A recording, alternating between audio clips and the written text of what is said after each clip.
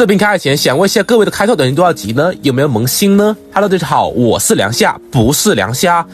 官方最近公布的 2.0 版本混沌商店新增的7张4星官锥兑换啊。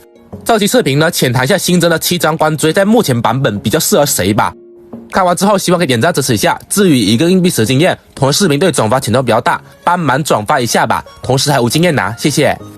给刚入坑的萌新说一下吧，商店的官锥需要通过流光余晖来兑换。一共有以下几种获取方式，可以通过混沌回忆、虚构叙事或者周本来获取。1200碎片就可以兑换一张满谍影的官锥了。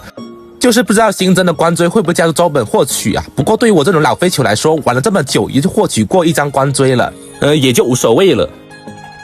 先来看第一张毁灭命图用的，在火的远处，一张萨姆的画面真的太帅了啊！当装备者单次受到攻击，累计损失25%的生命值，获得自身消耗25%的生命值，立即回复15%的生命值啊！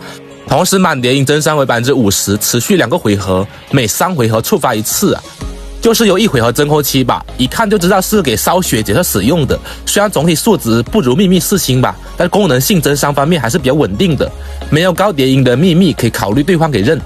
对于刃这种烧血角色来说，回血也是变相提高他增伤能力了，所以这方面不用担心这张官锥的素质。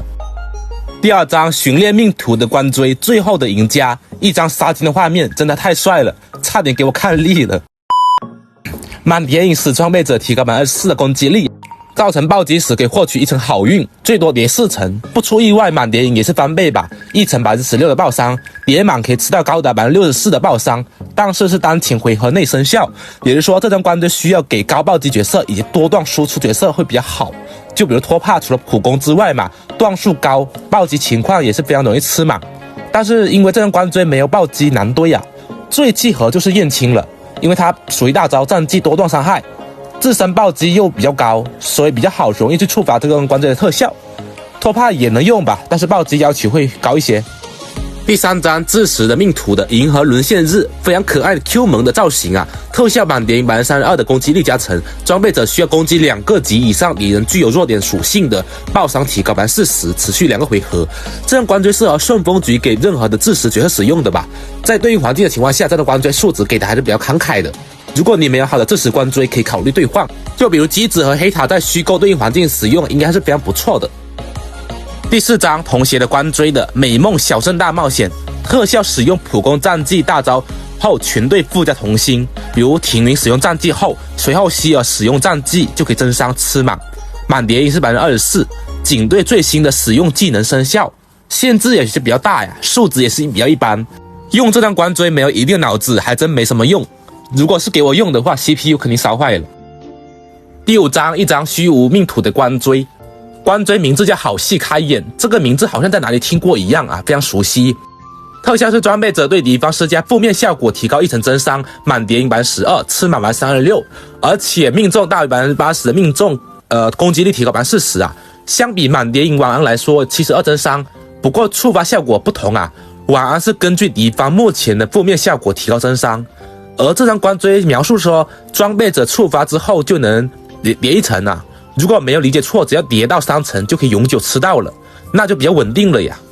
关键是80%的命中不好堆，毕竟官锥自身又不加，除非呢角色使用命中衣服来更好的触发了。满谍影可以加40%的大攻击力，也就是说变相提高效果命中了吧。和衣服40%多是差不多的啊。说白了，没有比较好的高谍影晚安的平民玩家来说，这张官锥确实非常值得兑换，只要命中达标就非常好用了。目前也只能给贵乃芬、桑博、卢卡使用了吧。卡夫卡这种不需要对命中的就用不了了，也可能是给后续角色使用的，应该吧。第6张纯护官锥的制造命运之线。特效满谍影给到24%的效果抵抗，根据装备者每100点防御力给到1.6%的增伤，最多64%。这个目前已经火主打伤害使用的吧，其他角色暂时也好像用不了什么。总体来说，这张官锥也是比较偏未来可期了。最后一张丰饶官锥加击破特攻的，释放普攻给自身回复生命值啊！好家伙，对于目前版本来说，这种官锥还是非常抽象的。看特效，这种官锥应该是给有输出的奶妈使用的，只能说目前还真没有适合的角色啊。总体看下来，放放性比较高的，我推荐就是自食官锥，还有这张虚无的官锥，性价比总体会比较高，比较值得兑换吧。其他关追得看个人角色储备来选择。